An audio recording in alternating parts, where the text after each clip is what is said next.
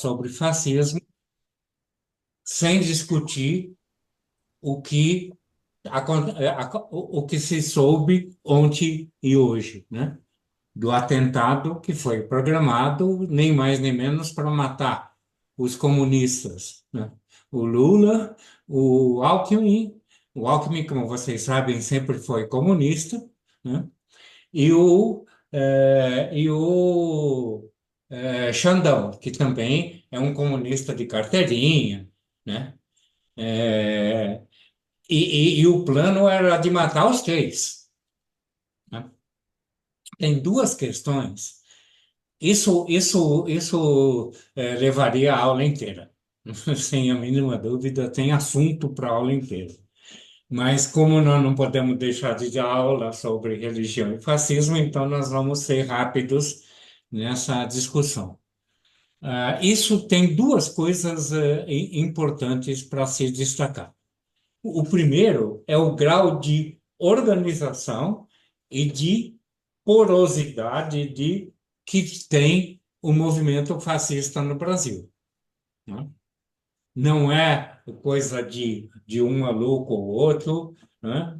A gente está acostumado a ver o Bolsonaro como fascista, o Malafaia como fascista, mas é muito maior do que isso, né? A, a presença do vice-presidente e o convite para a reunião na casa dele é prova evidente de que você tem toda uma articulação fascista no Brasil que está viva e funcionando, que está viva e funcionando. Esse fato aconteceu um pouco por lá para trás, mas o tempo inteiro a gente está tendo manifestações de um golpe fascista no Brasil, né? Lembre-se do acampamento em frente ao Exército, né? Capitaneado e protegido exatamente pelos militares que estão envolvidos agora. Lembra do Kid Preto, né? Que é uma organização que está fortemente contaminada por fascistas, né? Lembra do incêndio de carros e etc. Fundamentalmente, lembrem do 8 de janeiro, né? Que foi a manifestação que foi, e agora nós tivemos conhecimento tardio de uma tentativa de assassinato fascista. Então, essa é a primeira coisa que nós precisamos prestar atenção, né?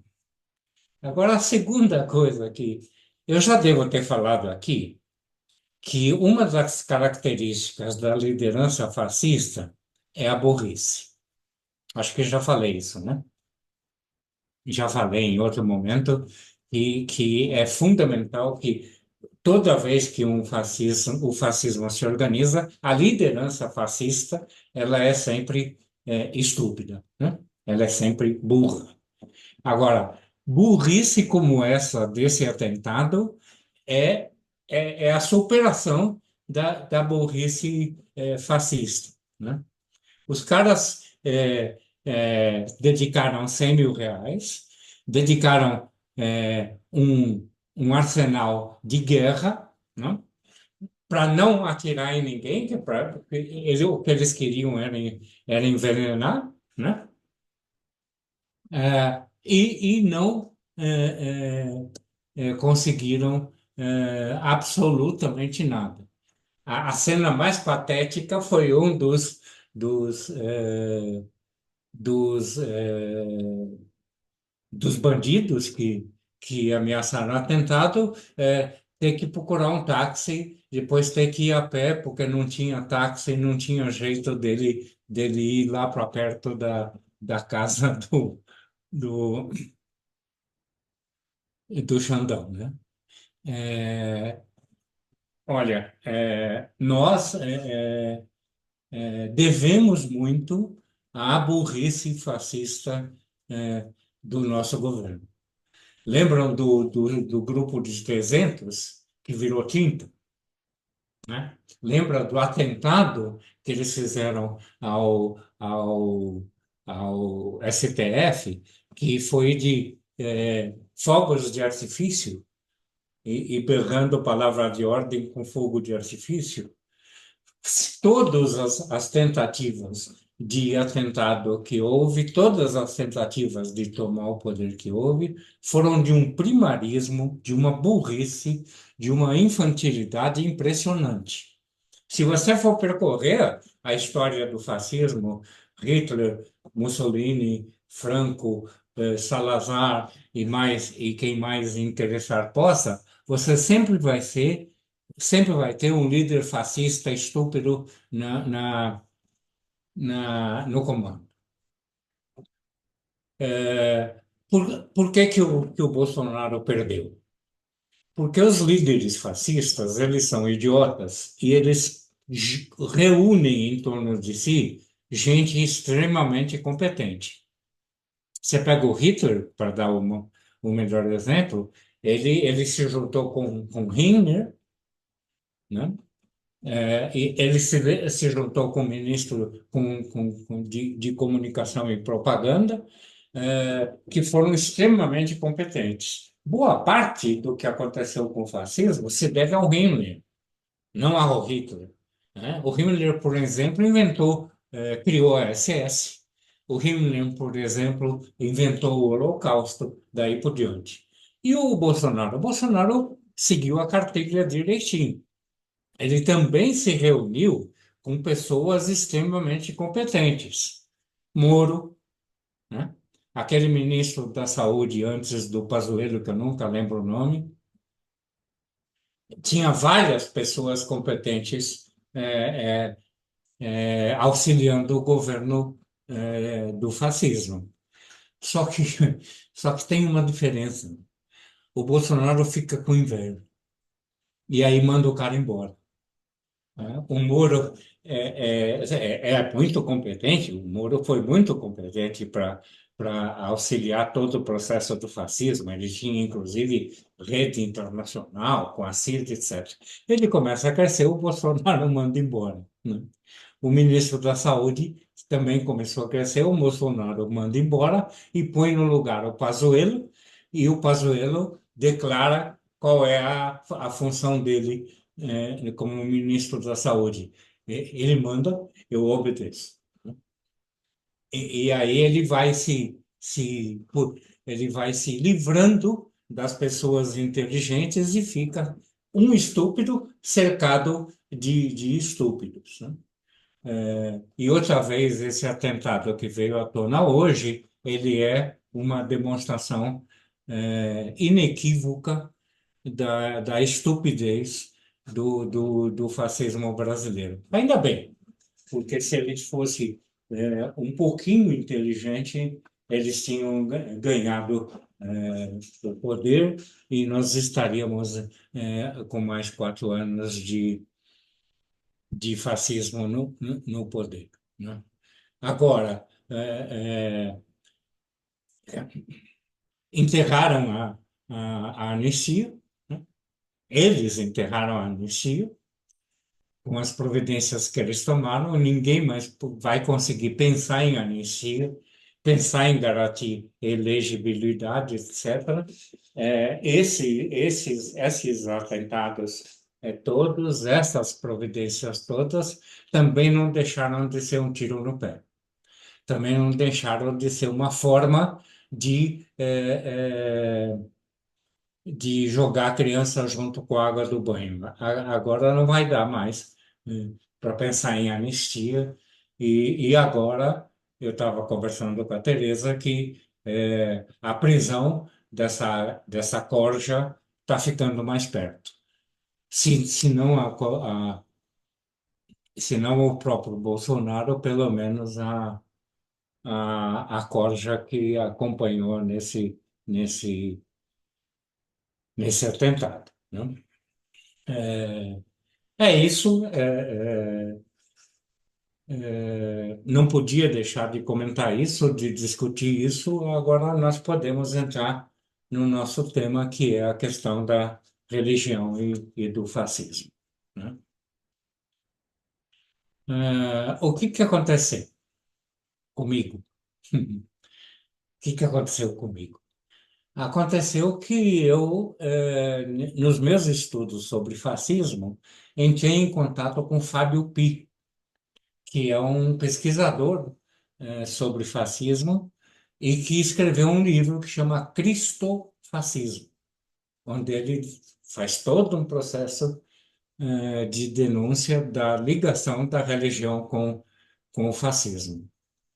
E ao ler o livro, eu, cientista é um xereta profissional, lá vou eu olhar a Bíblia para saber o que que tinha na Bíblia, ou o que que foi interpretado na Bíblia, ou o que foi modificado pelas leituras dos fascistas, daí por diante fui ler a Bíblia. Eu já tinha lido quando eu era garoto, que eu estudava num colégio de padre, já tinha lido a Bíblia inteira, voltei a ler a Bíblia inteira, e aí eu tomei um susto. Aí eu fiquei espantado porque tudo que é característica principal do fascismo, estava lá, estava na Bíblia. É, Aí eu não me conformei com isso, li de novo, depois li de novo, depois li de novo, e aí eu fiz um checklist das principais características do fascismo, pegando toda a literatura. E toda não, pegando a literatura que eu tinha acesso, toda a literatura sobre fascismo, eu não tenho vida, eh, nem se eu começasse com 18 anos. Mas eu peguei a literatura do fascismo, fiz um checklist e fui para a Bíblia ver o que estava acontecendo. E o meu susto e o meu espanto foi que todas as características do fascismo estavam presentes na Bíblia. É, ok, essa é a questão. Então, não se trata de uma posição política, não se trata eh, de uma tomada de posição com relação à religião, não se trata de uma crítica à Bíblia ou à religião. Se trata de uma investigação. Eu simplesmente investiguei o que estava escrito na Bíblia. Qual Bíblia? Tem gente que diz que a Bíblia é uma farsa. Tem gente que diz que a Bíblia é um plágio. Tem gente que diz que a Bíblia não é um livro, é uma biblioteca. Tem gente que diz que a Bíblia é uma invenção dos cardeais. A qual Bíblia, qual Bíblia que eu vou ler? Qual Bíblia que serviu para essa investigação? A pergunta é difícil, a resposta é fácil. Nenhuma delas. Eu me afastei propositalmente de qualquer interpretação da Bíblia e trabalhei com os dados objetivos que eu estava lendo. Eu tenho formação behaviorista, não sei se vocês sabem, e a questão central do behaviorismo é a objetividade, né? É o sujeito não se comprometer com os dados que ele observa.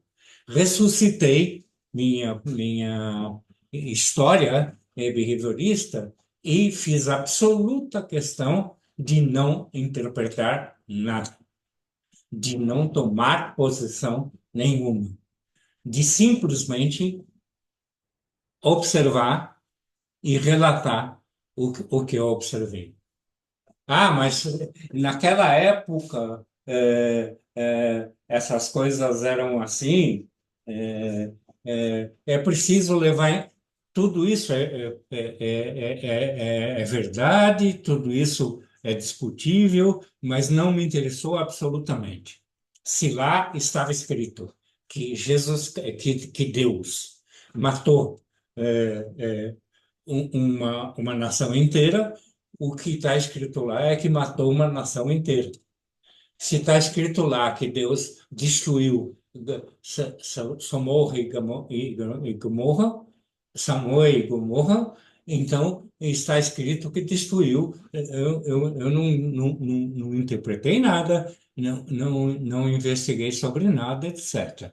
O que mostra o livro para mim, Teresa, o que está nesse livro, a Bíblia protofascista, é uma investigação do conteúdo escrito na Bíblia, com absoluta obsessão de não fazer interpretações, de não fazer proselitismo, de não fazer política, daí por diante.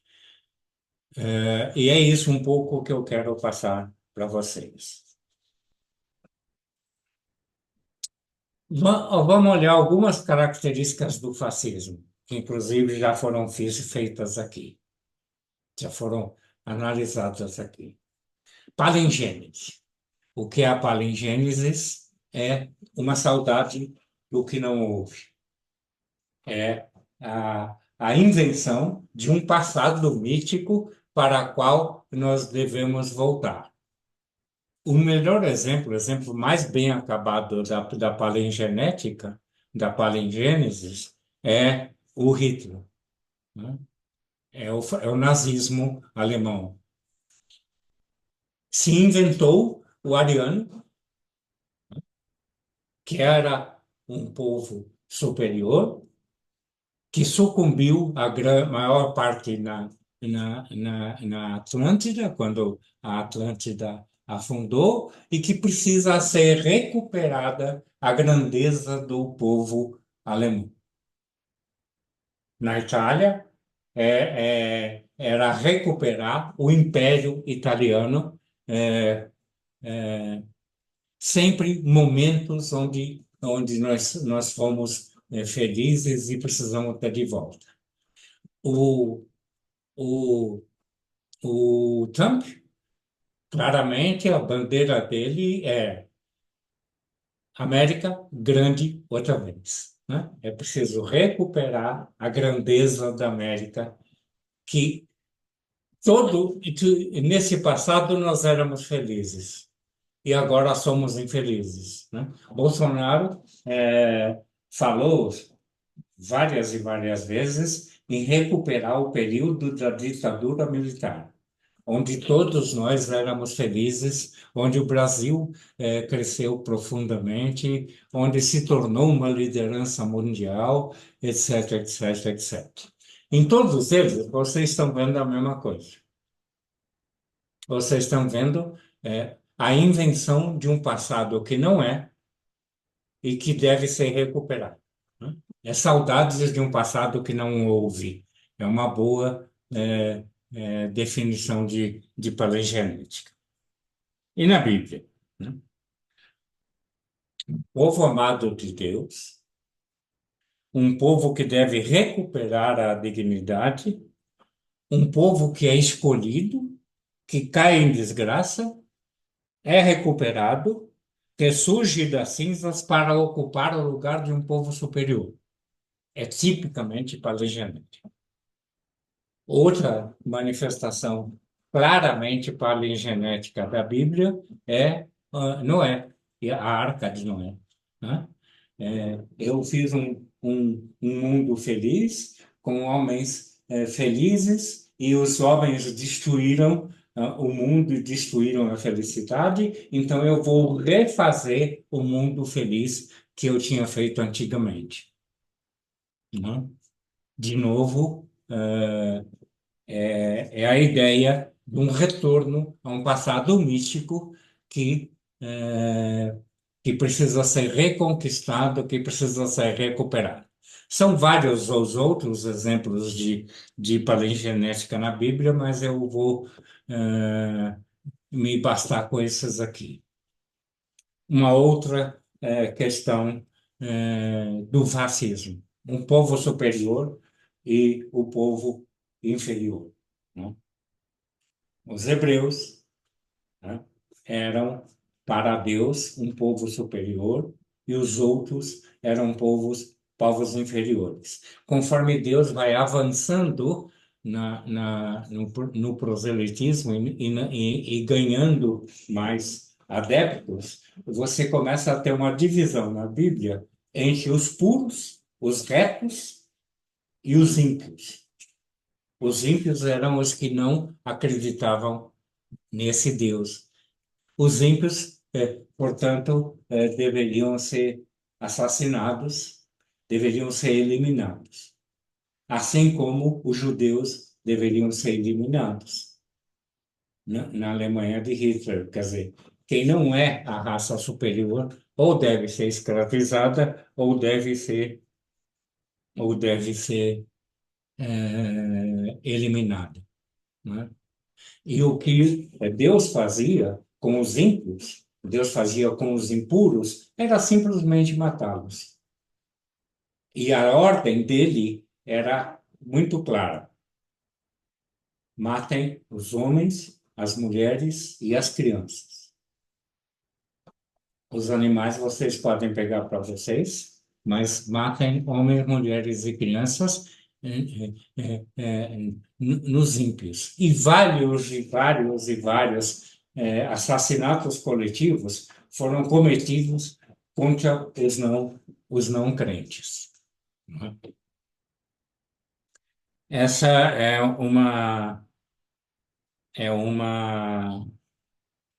outra característica importante do fascismo que vai estar reproduzida na, na Bíblia, né?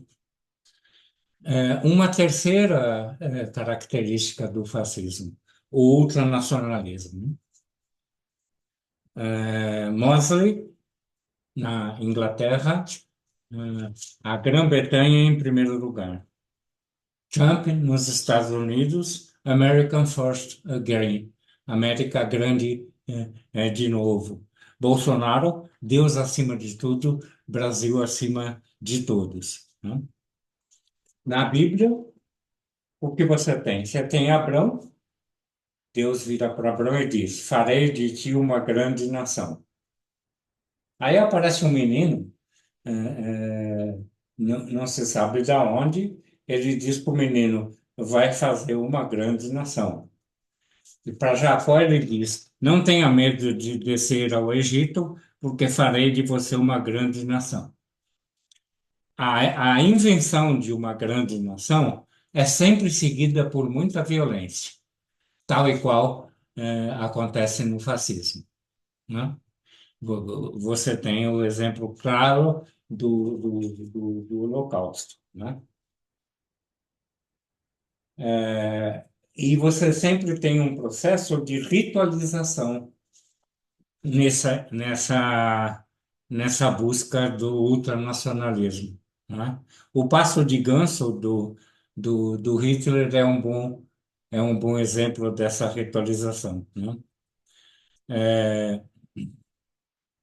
Na Bíblia, se escolhia o carneiro que ia ser oferecido em sacrifício pelo tipo de pelugem. Se ele tivesse listras desse jeito, não podia, se tivesse listras do outro, podia, e o tempo todo você tem um processo de, eh, de ritualização desse ultranacionalismo, né? Eh, Bolsonaro faz do ultranacionalismo uma das principais bandeiras, e o Trump, que agora desgraçadamente venceu a eleição, ele quer expulsar os imigrantes. Quem não cai fora vai morrer, para manter a América grande outra vez e a América para os americanos, né? Mais uma característica, a invenção do inimigo, né? Hitler para judeus, imigrantes para Mussolini, os petralhas para Bolsonaro, sempre são inimigos que são absolutamente inventados, né? Eu acho que já disse aqui que Hitler teve que fabricar judeu, porque não tinha judeu suficiente para ele poder matar, castigar, colocar em campo de concentração, daí por diante. Ele criou um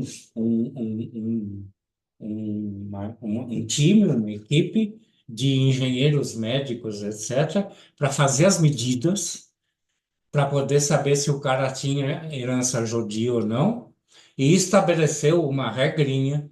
Se você tem pai e mãe alemães, você é um alemão. Se você tem pai alemão e mãe alemã, mais os avós tem algum judeu no caminho, você ainda é um alemão. Agora, se você quando chega no avô e os avós são judeus, então você também é judeu. Então você também vai pro Holocausto daí por diante, né? Toda essa relação da invenção do inimigo, ela vai claramente se manifestar na Bíblia, né? Ah, o exemplo mais claro disso é na Gênesis, em Moisés conversando com os faraós, com o faraó, né? Eh, Moisés vem com a proposta de libertação dos hebreus e o faraó concorda. Aí Deus, palavras, entre aspas, palavras da Bíblia, Deus endurece o coração do faraó para que ele negue e solta a primeira praga. Aí o faraó cede outra vez. Aí lá vai Deus endurecer o coração do faraó para que ele continue mantendo a posição de ter os escravos hebreus. Em todas as pragas existe a tentativa do faraó de ceder, né? E em todas as pragas, Deus insiste em manter o inimigo. Ele precisava do inimigo. Ele precisava do inimigo para poder cumprir sua missão, entre aspas, de eleger um povo e de tornar esse povo preferido, né? Então, aí você começa de novo a ter os ímpios, os impuros, né, como grandes inimigos que devem ser destruídos, né? Davi quer casar com a filha do rei para se tornar rei, e aí o rei pede para ele 200 prepúcios dos inimigos, dos ímpios. Ele vai, não, pediu 100 prepúcios, e ele vai e traz 200, né? E aí ele casa com a filha do rei e acaba se transformando em rei também. Em todo lugar que você tem fascismo, você tem a invenção do inimigo. Em Bolsonaro, claramente, você tem os comunistas, né? Num momento em que não há nenhum sinal, nenhuma evidência de nenhum movimento comunista atuante no Brasil. O único partido que se chama de comunista é o PCdoB, que faz parte da Partido Comunista do Brasil, que faz parte do governo que não defende comunismo faz muito tempo, daí por diante. No entanto, o Bolsonaro cria os inimigos como se fossem comunistas. Agora, nesse atentado que a gente soube hoje, era para matar comunistas, né? Para matar o Fernandão, o Xandão, que é comunista, o Alckmin, que é comunista, e o Lula, que é comunista. Vocês já pensaram no Alckmin, no Lula e no Xandão como comunistas? Não. Ele inventou essa relação, e essa relação se manteve agora nesse atentado que a gente soube agora, embora ele tenha sido anterior, né? Ele inventa um inimigo e depois o combate com todas as suas forças. Lembram do comício que ele fazia nas eleições? Ele pegava, imitava uma arma, às vezes com a, com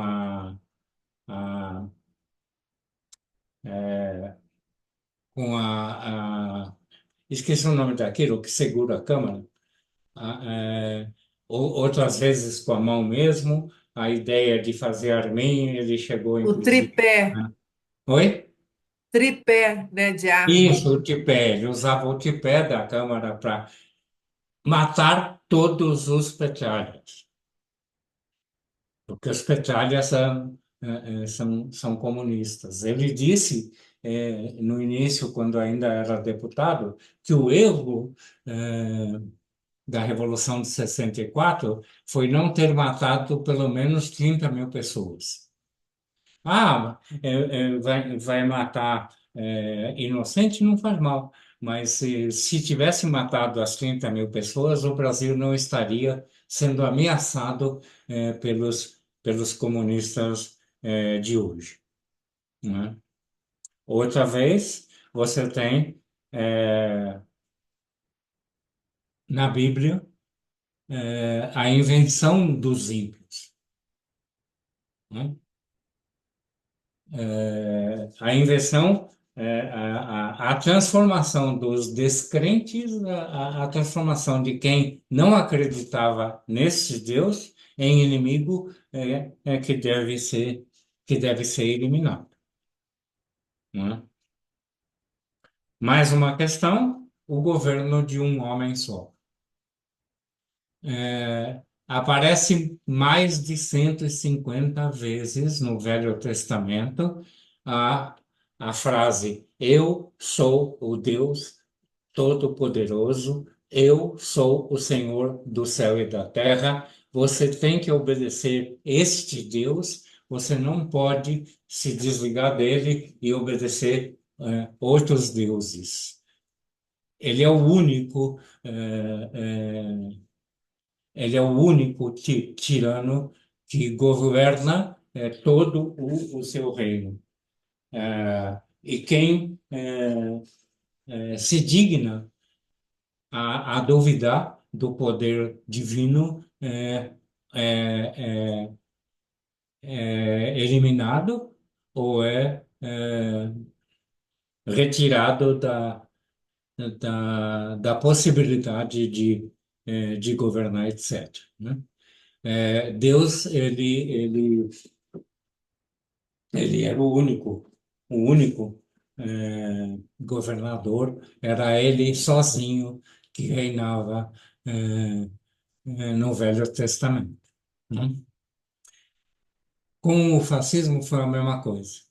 Ou o fascismo simplesmente ignora o partido e não tem a relação de partido nenhum, ou se usa do partido, por exemplo, para poder se candidatar. O exemplo do Bolsonaro é bom. Ele já andou por 10, 15 partidos, sei lá eu quantos partidos, não respeitou nenhum deles, usou o partido para se eleger e não tem nenhum vínculo com nenhum programa partidário. Ele reinou literalmente sozinho. Hitler também tinha um partido de início, o Partido Socialista Alemão, e quando ele assume o poder, ele abandona as relações partidárias, né? E começa a ter um governo de um homem só.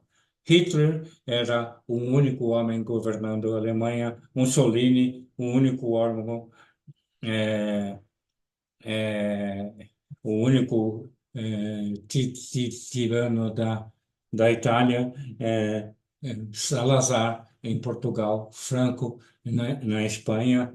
Onde quer que o fascismo tenha tomado o poder, você tem a relação de um governo de homem só. E com Deus também. Deus o tempo todo se coloca e se impõe como um governo de um homem só. Não? É preciso, talvez, lembrar de Abrão, né? Que Deus diz: olha, como prova da tua fidelidade a mim, você vai matar o teu filho. E Abrão vai matar o filho. E o anjo Gabriel aparece no último momento e troca o filho por um carneiro, porque Abrão ia obedecer a Deus e ia matar o próprio filho, o único filho que ele tinha. Né? Bom, a questão da violência, né? Mussolini, 400 mil mortos, Holocausto, 6 milhões de mortos, é, Portugal, vários assassinatos e muita tortura. Franco tem uma frase lapidar: Viva el, abajo el conocimiento, viva la muerte. A ideia da morte como forma de estabelecer o governo, como forma de governar, é característica do fascismo. Uma das faces principais que a morte toma no fascismo é a eugenia.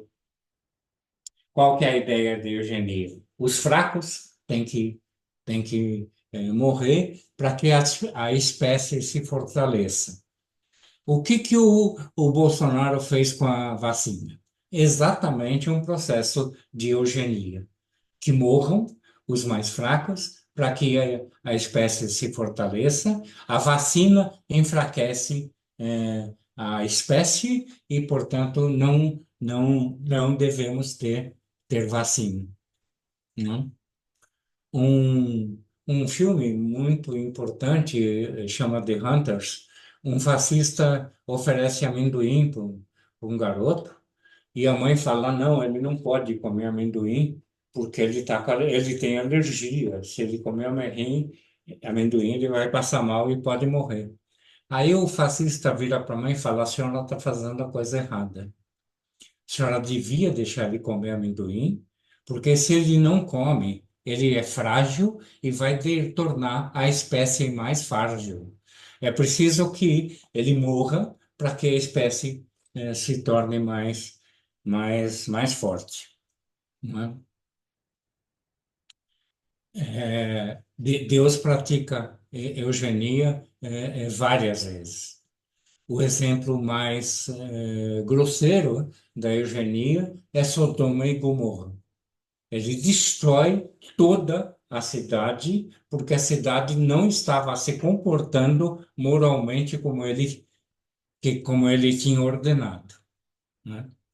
E vários exemplos são assim, né? Por exemplo, Deus matou por afogamento todos os habitantes da terra, porque os habitantes, no episódio do Noé, porque os habitantes da terra não estavam obedecendo às suas ordens, realizando o que ele tinha pensado, imaginado para o seu reino, não é? Bom, o racismo. O racismo é filho, é irmão do fascismo. Toda vez que você encontra fascismo, você encontra racismo, né? Os principais atores que inventaram a raça, inventaram o conceito de raça, como Gobineau, por exemplo, vão buscar na Bíblia o melhor exemplo de início do racismo. O episódio é dos três filhos de Noé. Noé, quando chega na Terra, ele se embebeda e cai de bêbado e nu, e um dos filhos, Amã, vê o pai nu, ri do pai nu e vai chamar os irmãos. Quando Noé sabe que, um dos filhos deles o viu nu e ironizou, satirizou isso, ele diz o seguinte: eu vou soltar uma praga. Os teus dois irmãos me respeitaram, não me olharam, e você me olhou e riu. Então você vai ser o povo que vai ser o criador de um reino que vai ser escravizado. Qual que era esse reino? A África. Eram três filhos, um na Ásia, um na América e outro na África. O filho da África tinha a maldição de ser escravizado. Por paradoxal que pareça, e há erros de interpretação quanto a isso, Amã não era negro, era branco, mas ele foi destinado a governar a África. E a questão da mulher, né? Misoginia é também uma marca fundamental do fascismo, né? O Mussolini costumava dizer: é, se você ama seu marido, se você vota com ele. Se você não vota com ele, é porque você não o ama.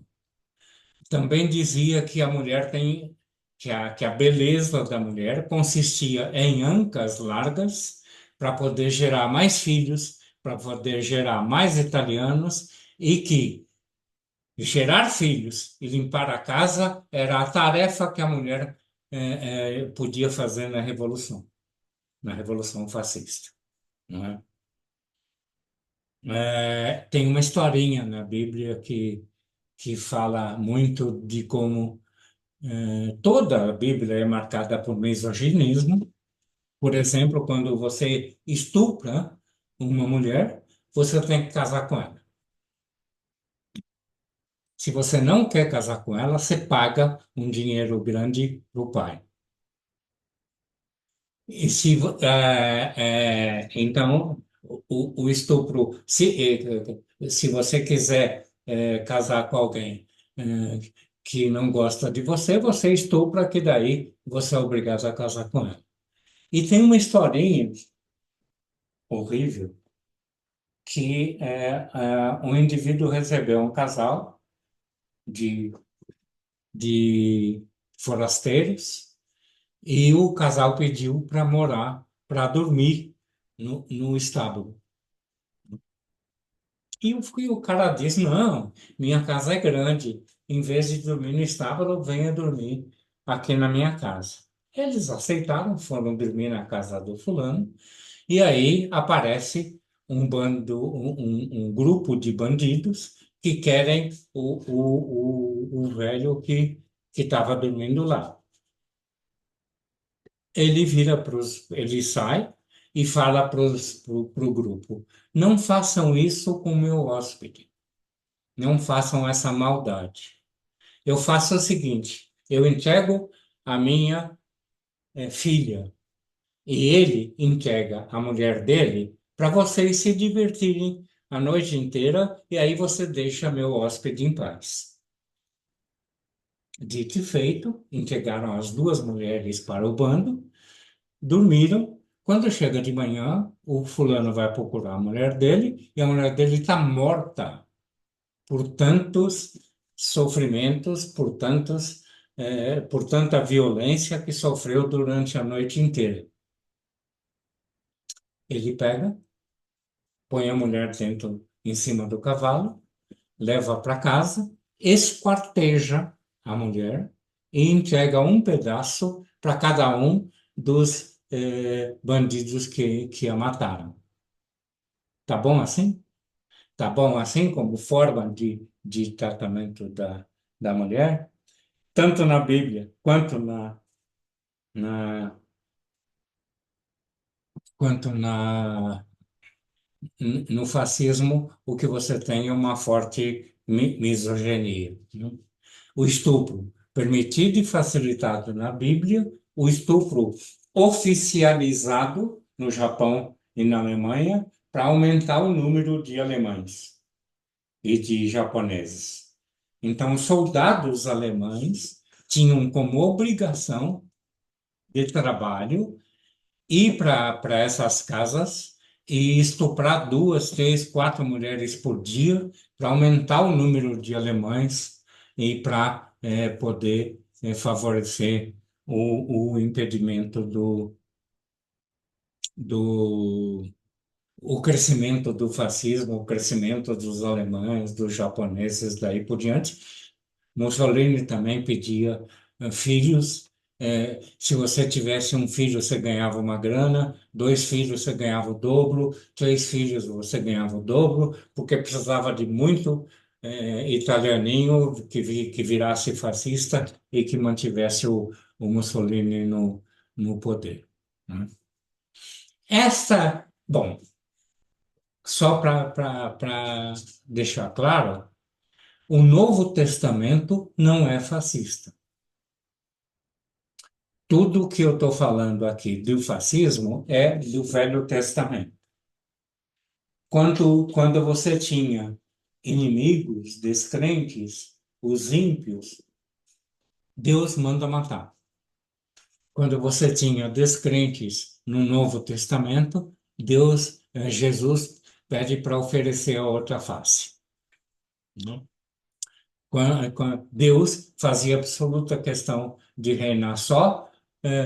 Jesus Cristo pega 12 apóstolos e dá para eles todo o poder de gestão e de direção e de fazer milagres e etc. Então, é brutal a diferença. Quanto ao fascismo, é brutal a diferença do Velho Testamento e do Novo Testamento. Parece dois livros que não têm ligação um com o outro. É impressionante como o Jesus Cristo, o Deus que Jesus apresenta, é o oposto do Deus do Velho Testamento. Bom, ok. E depois da Bíblia.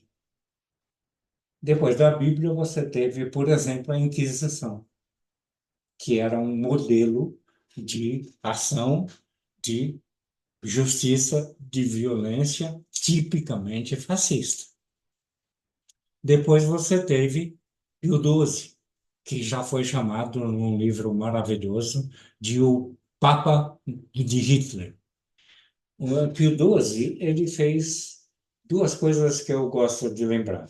A primeira, ele destrói um partido cristão na Alemanha, porque o partido cristão fazia oposição a Hitler.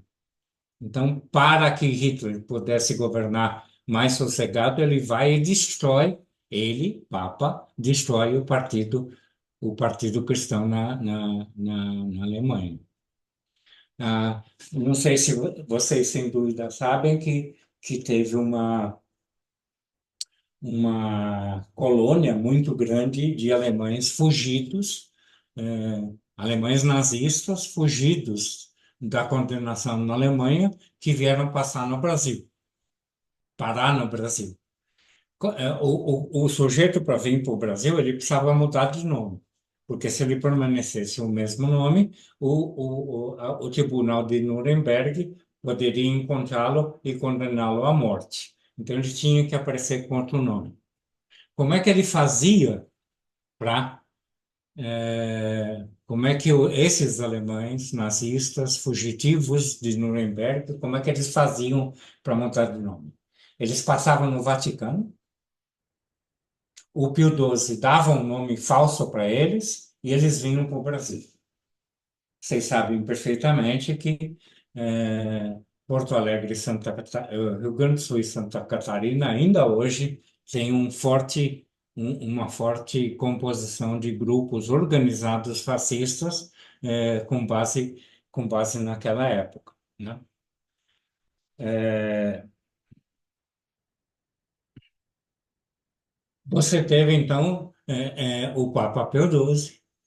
Você tem hoje no Brasil Malafaia, né? Que é a pura expressão do fascismo. Sabe o que que Malafaia falou quando teve o atentado, né? Quando aquele maluco que chama Vanderlei, que sacanagem o cara chamar Vanderlei, ele chama Rodrigo Vanderlei. eh, Espero que ninguém tenha confundido comigo. Mas, é claro que ninguém confundiu, mas quando o tal do Vanderlei foi atirar bomba e quando tentou matar o Xandão e matar mais gente no, no STF, sabe o que que o Malafaia falou? A culpa é do Alexandre de Moraes. Ele é que é culpado por pela tentativa de assassinato que fizeram com ele. Dá uma olhada nisso. Dá uma olhada no significado disso. Dá uma olhada no grau de envolvimento fascista que o Malafaia tem. E você pode pegar todas as declarações do Malafaia durante todo o tempo, onde você vai ter um forte empenho do fascismo. Tomem cuidado para não achar que todo evangélico é fascista. Não, não é. Você tem evangélicos, inclusive, que se organizaram na campanha do Lula. Você tem evangélicos de esquerda lutando.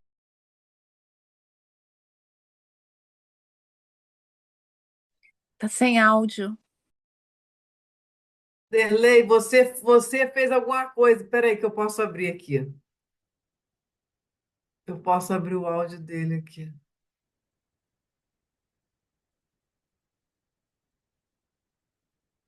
Ué, não estou conseguindo. Acho que Lanusa, tenta abrir o áudio de Vanderlei, fazer um favor, porque eu não estou conseguindo. Acho que eu passei para você o roster. Tenta abrir, fazer um favor. Deixa eu ver. Ah, pronto. Ah, Eu não. posso pedir para ele abrir, mas eu não consigo abrir, sabe? Eu consigo só. É, Pronto, a agora gente foi. teve. Ah, então tá, Ó, foi. então você tem um grupo evangélico organizado que é francamente fascista, né? A, muitas vezes o Malafaia tem sido porta-voz do Bolsonaro, e quando o Bolsonaro fraqueja um pouco, ele xinga o Bolsonaro porque não está sendo filho da puta o suficiente, né? A gente já fez isso algumas vezes. Então, estou citando apenas três ou quatro momentos, mas o que eu quero ressaltar é que existe, ainda hoje, uma ala, um setor da igreja, da religião, que permanece fiel aos cânones fascistas. E que são, portanto, força auxiliar importante no desenvolvimento do fascismo no mundo inteiro. Lembram que o Jean apareceu com uma Bíblia embaixo do braço, né? De novo, esse livro que a Teresa vai fazer o favor de mostrar de novo. Esse livro ele é uma, uma análise da Bíblia enquanto proto-fascista, e ele não atinge o fascismo da igreja hoje. É preciso ler outras coisas, entre elas o livro Cristofascismo do Fábio Pi, que dá uma boa visão sobre o fascismo no Brasil de hoje. Era essa a minha aula de hoje, aberto para perguntas. Boa noite. Boa É, noite. essas histórias aí que eles usam, né, mediante a Bíblia, como o caso que o senhor citou agora, Sodoma e Gomorra, né? A gente tem que estudar bastante para não ser crucificado pela própria Bíblia, né? Então, eles usam isso muito contra nós, né?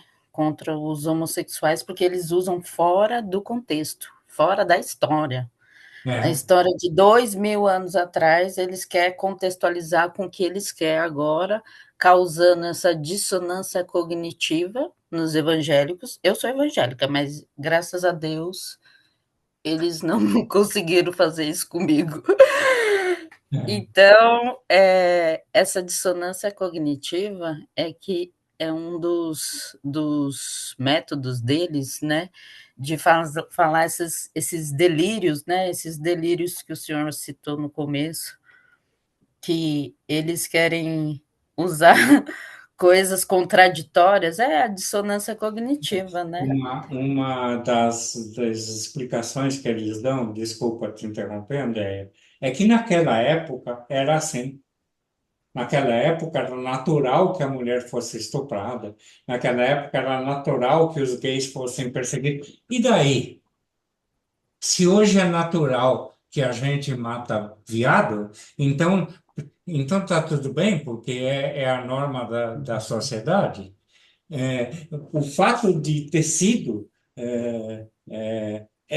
costume naquela época, eu não duvido que tenha sido, não explica o fato de que hoje, em 2024, pessoas se baseiem naquilo que está escrito lá e que exerçam perseguição para homossexual, perseguição para mulher, violência contra indígenas e negros, como é o caso do Brasil, e daí por diante. Tem Sim, que, tem é que verdade. separar isso. Tem que Igual, separar. se a gente não estudar, se a gente não ler a Bíblia, também a gente cai em tudo isso, né? Porque eu tive que ler bastante a Bíblia para eles não, para entender que Deus me aceitava do jeito que Ele me fez. E se Ele me fez homo, é porque Ele quis que eu seja, que eu fosse homo. Então, eu não vou tirar o mérito de Deus. Então, como no caso tem uma aula que a gente dá na nossa igreja, que é plural, né? Que é de homo, tem bastante lá LGBT, né? Então, a gente estudou muito a Bíblia nesses versículos que eles falam. A palavra homossexualidade não tinha nem em 1890 e pouco. É uma palavra nova. Então, eles tira do contexto. Descontextualiza. Isso. E para usar contra a gente essa,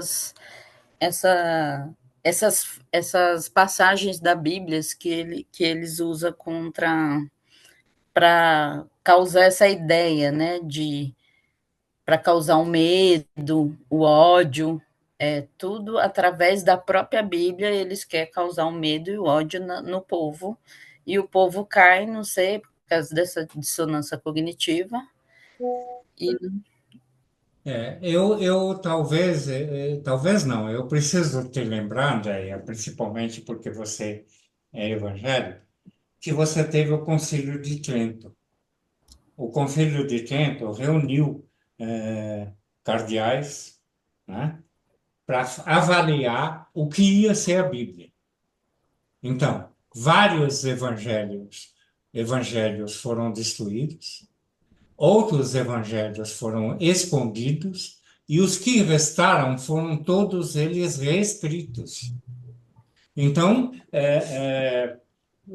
do que nós estamos falando quando a gente fala da Bíblia? Provavelmente a gente está falando de uma transformação dos escritos sagrados que foram feitas por cardeais que eu não sei o que tinham na cabeça, que eu não sei o uhum, que queriam, eu não sei o que pensavam a respeito de Deus, etc. Se, e, e é. se, e se essa ênfase é fascista veio dessas transformações que a Bíblia sofreu? A gente não Porque a sabe. Bíblia é um livro negro com hermenêutica branca, e que traz essa exegese, a má interpretação da Bíblia, né? Exatamente. É, Exatamente.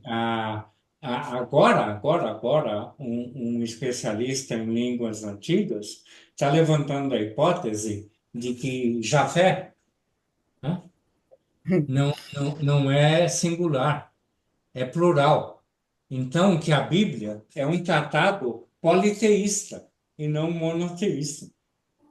O Eita. Juan está interessante. levantando isso, está discutindo isso. Eu não juro que eu não vou estudar isso, senão eu morro louco. Nem Mas, Mas o também tem Vanderlei, essa questão. Também tem essa questão. O Paulo Francis, no Pasquim, teve acesso a um cardeal que, por sua vez, teve acesso à Biblioteca do Vaticano, que ninguém pode entrar. É só cardeal que pode entrar na Biblioteca do Vaticano.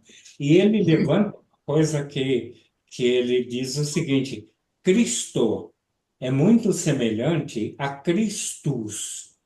E Christus é liderança.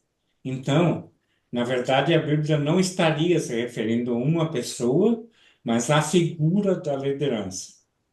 Não dá para confiar Uhum. no Paulo Freire. Ele falou muita besteira, mas são coisas que estão no ar. São coisas que estão no ar. E você vai encontrar uma farta literatura. Essa coisa da Bíblia ser plágio. Teve um cara que encontrou descrição do dilúvio idêntica à da Bíblia, escrita 2.000 anos antes. Uau. Então, que a Bíblia seria um plágio de outros escritos. Tudo isso tá em questão, Andréia. Tudo isso está sob discussão. E eu juro que eu não tenho coragem de enfrentar essa discussão. Eu não tenho idade para enfrentar essa discussão. Eu Eu morro também não antes tenho de energia para isso, não, qualquer coisa. porque gera muita discussão, né? Mas o que é importante é que o Novo Testamento veio através de Jesus Cristo, e Jesus Cristo foi o maior militante da época, porque ele fez questão de curar É isso. a mulher no sábado, coisa que os religiosos não gostavam. Isso. Tudo que era contra a cultura do momento, mas que não, não. os religiosos, os judeus, né? Porque É. sábado era um dia de Você guarda. tem, é, Dos fundamentalistas, sim. você tem passagens no Novo Testamento que parece que você está lendo um tratado socialista. É Né? verdade. Que é uma coisa de distribuir, é uma coisa de matar a fome de quem tem fome, né? Sim. Você tem o milagre dos pães, você tem um monte de coisa no Novo Testamento que literalmente afasta é, é, do Novo Testamento a análise de fascismo. Eu, pelo menos, não encontrei nada. Ele era autoritário, ele dizia que ou está comigo ou está contra mim, né? Essas coisas todas, mas fascismo não, não. No Novo Testamento eu não achei, eu não achei. Eu sou ateu, dá para ver, né? Eu não tenho, portanto, nenhuma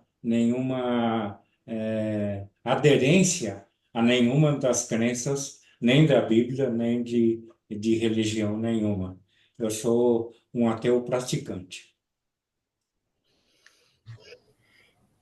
Entendi.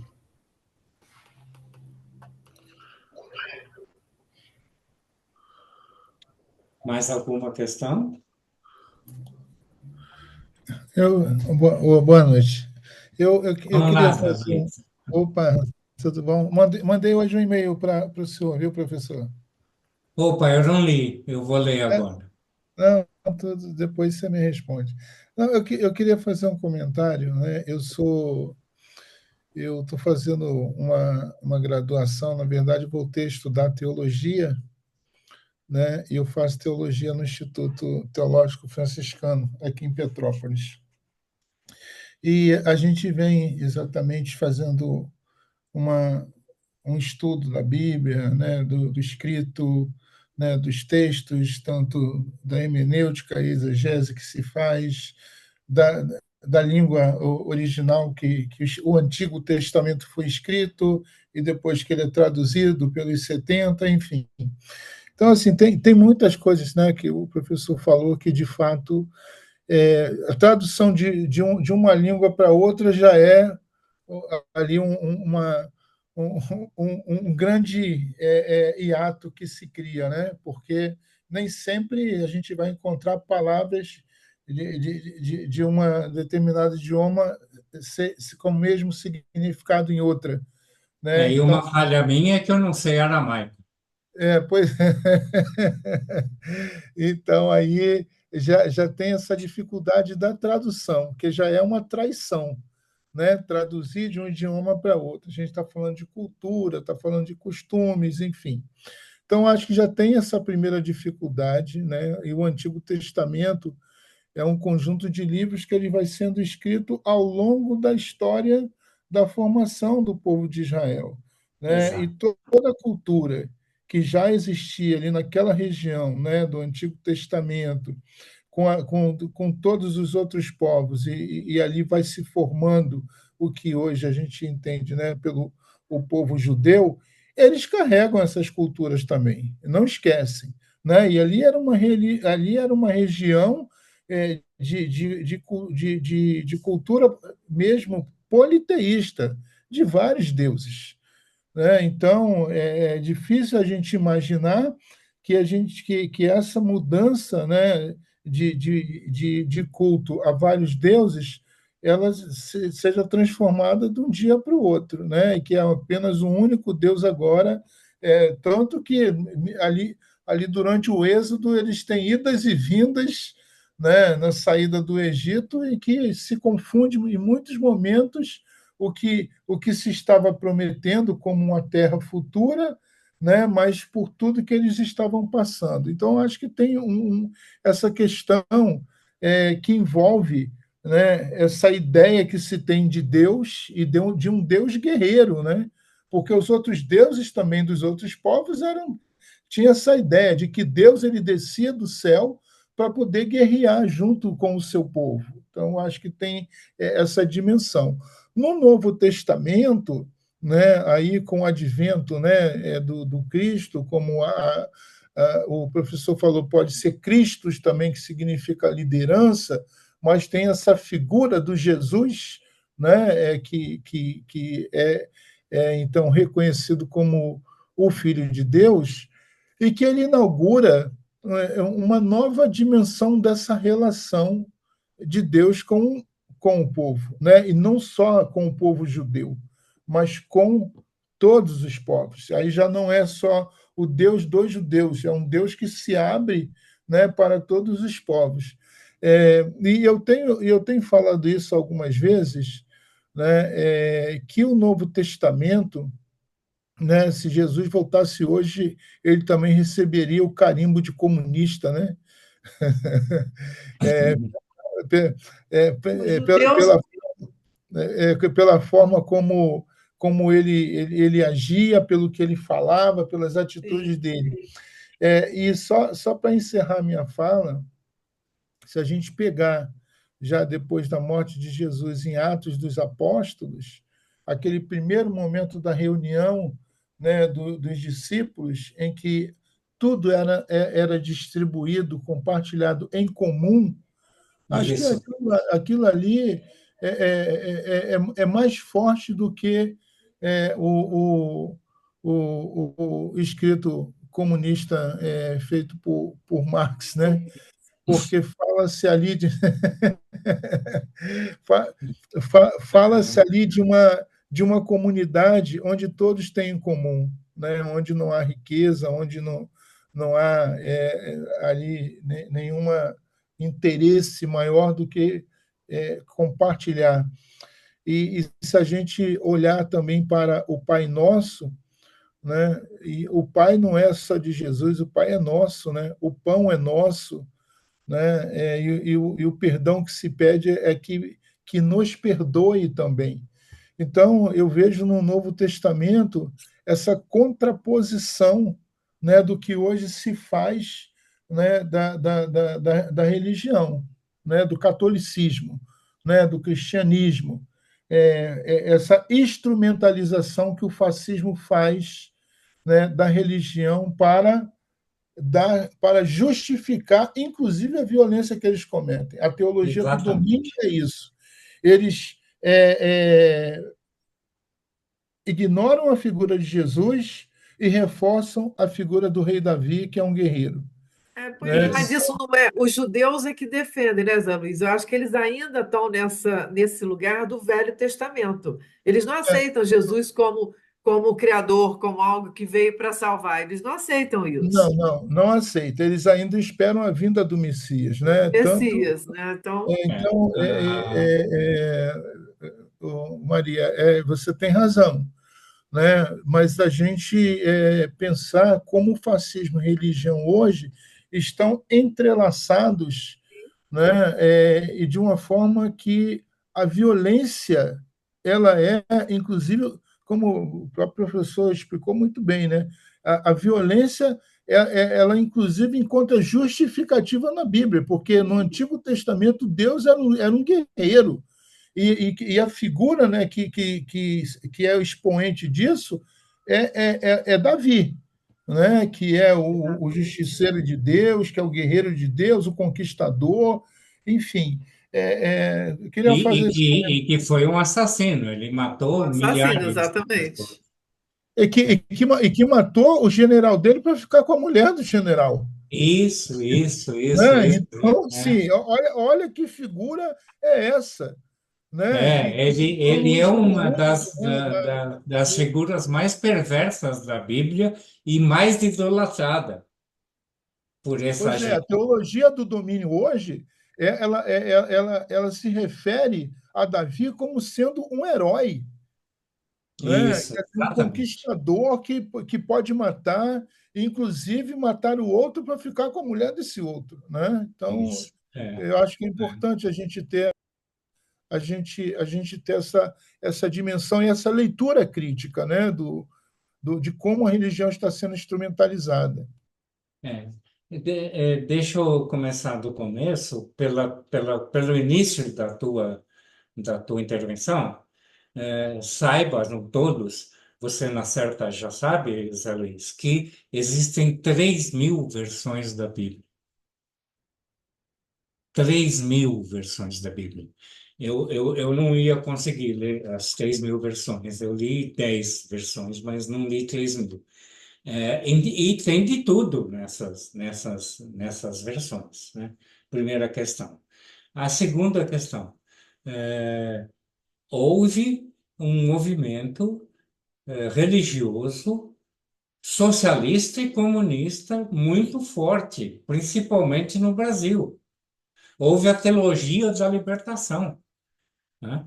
Eu, eu, eu, é, há muito tempo atrás, escrevi um livrinho que chamava O que é corpolatria, né? E aí, uma freira me ligou e falou: Eu queria que você desse aula sobre o teu livro Corpolatria. Eu falei: Ok, eu dou sim. Desliguei o telefone, daqui a pouco me bateu na cabeça, liguei de novo para a freira e falei: Freira, só que tem um problema. Eu sou comunista. Na época eu era militante filiado ao Partido Comunista. E ela falou: então deixa eu pensar. Aí ela desliga, conversa lá com a turma dela e diz: Olha, a gente acha que dá para você vir sim. É só você não falar mal da religião e pode falar da corporatia. Eu fui lá, cara, tinha 30 pessoas, 40 pessoas, jovens, tinha padre, tinha freira, tal. Sabe o que eles faziam? Tinha reforma agrária, né? Invasão, né? O povo invadia a terra para tomar a terra. Eles iam lá e rezavam missa para o pessoal, né? Aí os milicos todos faziam um cerco, né? O grupo que estava assistindo a missa aqui e os milicos fazendo cerco. Quando estava no final da missa, o padre falava o seguinte: agora nós vamos cumprimentar nossos irmãos soldados, porque eles também são filhos do povo. E aí os caras saíam para cumprimentar os milicos que estavam reprimindo. Você teve Dom Paulo de Evaristo Arnes, né? Você teve o Frei Beto, né? Você teve muita gente que era na época que eu tinha ligação com o movimento subversivo clandestino, né? Eh, a gente andava com o telefone do Dom Paulo de Evaristo Arnes do bolso, porque se a gente fosse preso, ligava para ele e ele ia lá. Quer dizer, então você teve Teologia da Libertação foi um movimento muito forte no Brasil. Então você tem toda essa versão, essa visão também para poder levar em conta, né? Não, não, não tem só fascista apelando para o Velho Testamento. Tinha e tem ainda gente boa. Agora, que Deus era violento, que Deus, no Velho Testamento, né, era discriminador, que Deus era um tirano, né? Isso é indiscutível. Pelo menos em todas as versões da Bíblia que eu li, e que Jesus Cristo não entra nessa história também, né? Então, Vanderlei, aí deixa eu só te perguntar, cortar um pouquinho para te perguntar uma coisa. Naquela época, era o que prevalecia, era a violência. Então, Deus foi criado de acordo com aquilo que eles pensavam. Jesus Cristo estava num outro momento. Jesus Cristo Mas já é isso que pensava no eu amor. falo, Teresa. Não importa que era o costume, entendeu? O que importa é que havia violência, o que importa é que eram mortos milhares e milhares de E, pessoas, o que importa é que tinha uma tirania de Deus para. Dá uma lida na Bíblia nos templos que Deus mandou construir. não, então, mas o que eu Era estou te ouro falando é o para cá, seguinte: ouro para lá, era né? uma Mármore ostentação para cá, mármore danada. para lá. Ele criava templos riquíssimos e era sob ordem dele. Onde que tinha Então, ouro, onde que tinha pássaro, onde que tinha, etc, etc, etc. Então tem que tomar cuidado com isso, Teresa. Falar, ok, era da época. Ok, não, era mas eu da época. entendo que Assim aquela como eu época vou amanhã falar que era da época da ditadura militar, assassinar. eram tão cruéis, Não, o que eu estou querendo dizer, Vanderlei, é o seguinte: é que hoje as pessoas pegam isso como se isso fosse a grande verdade, né? Você ser violento essa é a distopia. Isso é a questão que está acontecendo hoje. Que as pessoas estão pegando essas coisas que eram de uma época, de um momento que era extremamente. Não, não que a gente tenha que aceitar isso, mas trazendo para o dia de hoje, dizendo: essa é a verdade, a gente tem que combater. Eu, lá com os meninos, trabalhando com meninos menores aprendizes no Tribunal de Contas do Rio, né, fazendo a roda de conversa com eles, porque eu sou psicanalista, né? E o que que aconteceu? Esses meninos, eles estavam sendo treinados, a maioria deles, no Exército de Cristo. E sentava na roda, tinha um deles que ficava de olhos fechados, um menino negro retinto, ele ficava de olho fechado e aquilo me incomodava. Um dia eu pergunto para ele, mas por que que você fica de olhos fechados? Para fazer a ligação com as nossas aulas, por que Deus, no Velho Testamento, assumiu uma posição proto-fascista? Pela mesma razão que os outros povos viraram fascistas também. Era preciso construir um povo, era preciso transmitir uma identidade coletiva para esse povo. E o que nós vimos até agora, principalmente na aula anterior, é que o fascismo é uma excelente maneira de trabalhar, de lidar com a crise de identidade coletiva. Como Sim, a e com os tarefa que ressentimentos, estava né? posta para Deus era exatamente a de criar uma nação, de criar um povo, etc., ele adotou a metodologia que depois viria a se chamar de fascismo pelas mesmas razões. Porque havia não só não uma crise de identidade, mas pior do que isso, a necessidade de inventar uma identidade, de criar uma identidade. E a melhor forma de criar identidade, nós já vimos. A melhor forma de lidar com a crise de identidade, nós já vimos. É você ter um inimigo, é você ter o sentimento de superioridade, é você, Sim. etc, etc, tudo isso que a gente viu na aula passada. É. Então, e esse menino que fechava os olhos, Vanderlei, ele disse que ele fazia parte do exército de Cristo, que é o exército criado pela essa igreja nova evangélica, e que eles eram treinados, estavam sendo treinados, que eles deveriam de matar todos os negros, prostitutas, gays, homossexuais e por aí vai. É, Isso eu falei, gente, como assim? No século XX, que ainda era 1908, não, 21 já, e o cara tá repetindo isso, entendeu? Que era isso que acontecia na Inquisição, né? Vamos exterminar todo mundo, não era isso?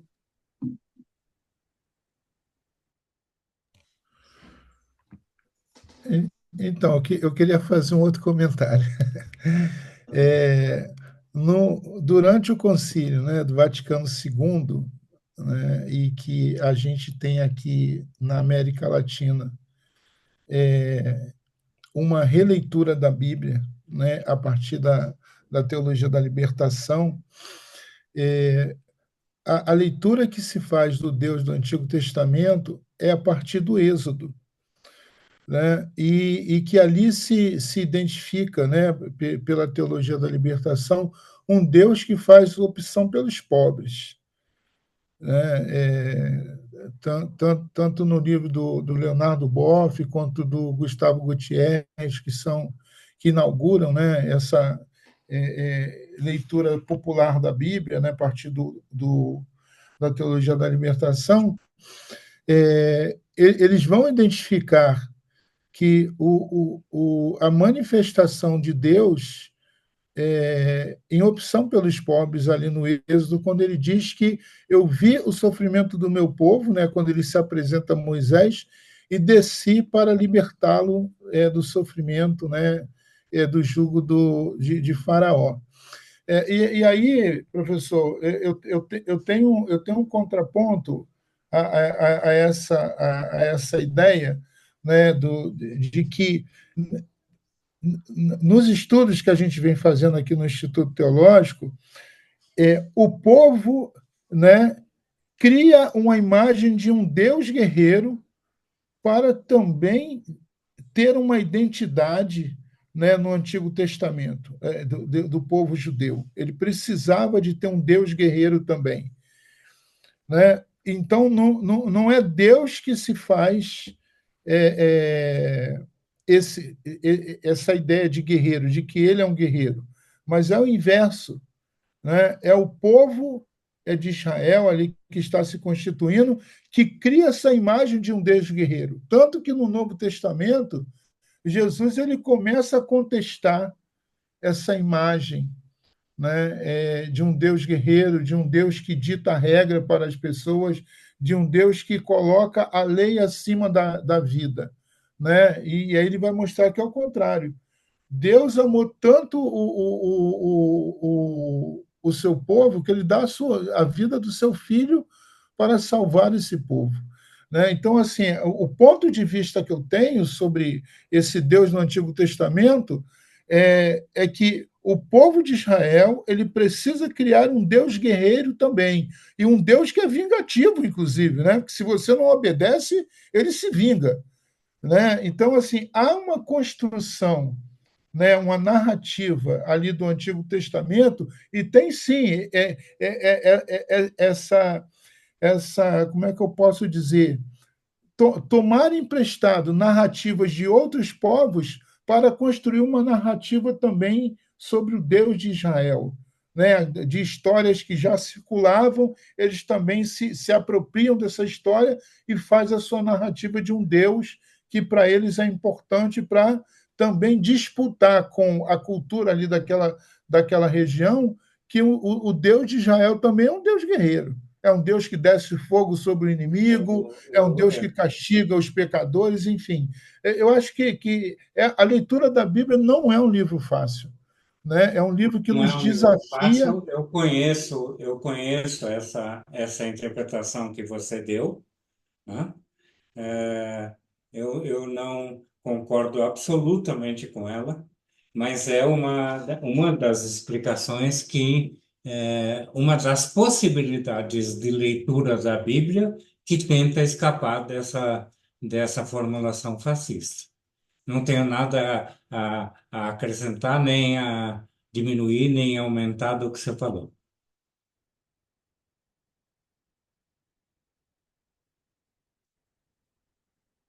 Ok, meninos, terminou?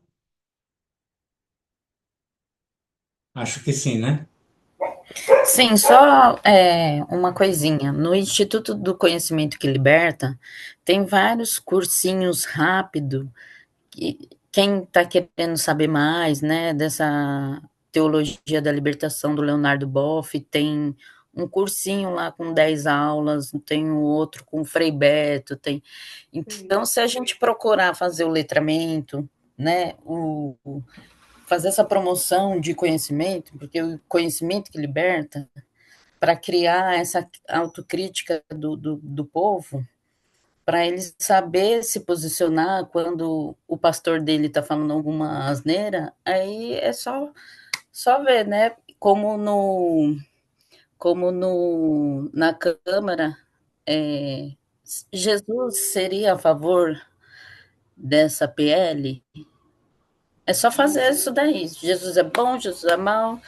Então, são cursos que abrem a mente, né? Que abrem a mente, dá mais conhecimento. Tem a teologia negra do o que eu fiz, o que eu quis fazer e fiz, é muito menos do que tudo isso. O que eu quis fazer e fiz foi demonstrar uma vertente, uma forma, de estabelecimento de relações de poder que vieram a se tornar típicas do fascismo muito tempo depois.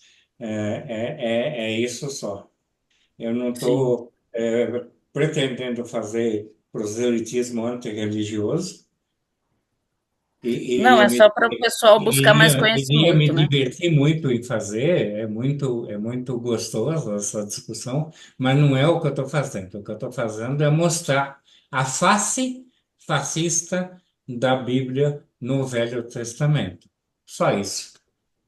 Não, e é Tá ótimo. interessante, Vanderlei, o que eles estão trazendo, porque eu acho que assim, eu acho que a população de jovens de hoje ainda não conhecem essa teoria da libertação, né? Que é uma coisa bem antiga, que é uma coisa já muito, vem lá de muito, muito lá de trás, né, também.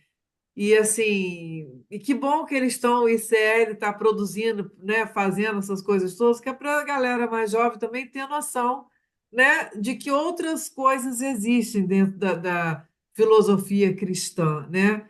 Eu acho que é muito bacana. E eu acho que o que você faz é uma coisa que nos ajuda muito a pensar os dias atuais. Para mim é isso. O seu livro me ajuda ao tempo todo a pegar as questões políticas que a gente vive hoje, como as pessoas estão transformando isso, né? E pegam o discurso religioso, que não tem nada a ver com religião, porque eles estão nem aí para a religião, mas é nesse discurso que ele capta aquele que é ignorante, né? Que é da religião e que é ignorante. Ok, é isso mesmo. Então E tá. o ponto de vista que o professor traz, ele tem, né, fundamentação mesmo, porque é onde os fascistas vão buscar, Exatamente, né, é as suas isso. justificativas para tudo que eles estão fazendo. É Né? Essa isso. que é Então, a questão. é importante essa leitura também que o professor está trazendo para a gente, né? Inclusive, eu comprei seu livro, vai chegar semana que vem. Se todo mundo pudesse comprar, é Mas, bom. O livro é ótimo.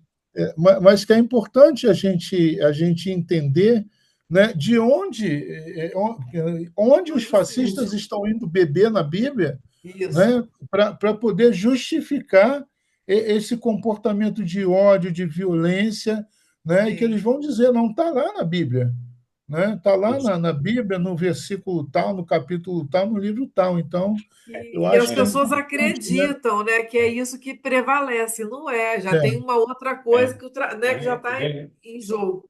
repito, a minha concepção de Deus e de religião, etc., não está, nesse livro, não esteve nesse curso, E e nem não estará. estará tão cedo, porque agora eu estou comprometido com uma visão científica, Sim, observacional da leitura, das leituras que eu fiz na Bíblia. tá certo. Não me perguntem sobre a minha posição, porque eu não digo. Tá bom, não, mas é tudo certo. A gente só está complementando aqui porque é importante a gente saber do lugar, desse lugar, que a política hoje está se, como o Zé Luiz falou, de onde eles estão bebendo essa água, né? Para poder jogar para pessoas que são totalmente ignorantes, né? Se a gente está vendo aí o que está acontecendo. Mas é Perfeito, isso. meninos. Vamos embora? Vamos. então Boa vamos. noite. Boa noite, gente. Boa Obrigada. E noite, boa noite. até na terça-feira que vem a última aula, né? Tá A bom? A última gente vai aula mandar, é como combater o fascismo. tá? Tá A gente vai ótimo. mandar. Eu estou com uma dificuldade de conseguir mandar a gravação da primeira aula, porque o Vinícius gravou lá, que é o menino que atende a gente aqui nas redes, e ele está dizendo que o áudio está um pouco picotado. Ele tá limpando o áudio para poder mandar, Tá, tá? é muito importante Tem essa. que, não, é importante mandar para as pessoas que não estão aqui e que querem escutar as aulas, entendeu? Eu me É, comprometi com e não, e isso. para nós é muito importante essa Tá, ter, transcrição e essa tá. gravação, porque nós vamos usar isso para Então, continuar mas eu trabalhando. tô, eu tô justificando porque aconteceu isso, o Vinícius está limpando para mandar, tá? O áudio. Tá ok. Bom, Até, meninos. Boa tá noite, bem. gente. Até Boa Boa noite, mais. noite. bom Obrigada. feriado. Até terça-feira. Até Tchau.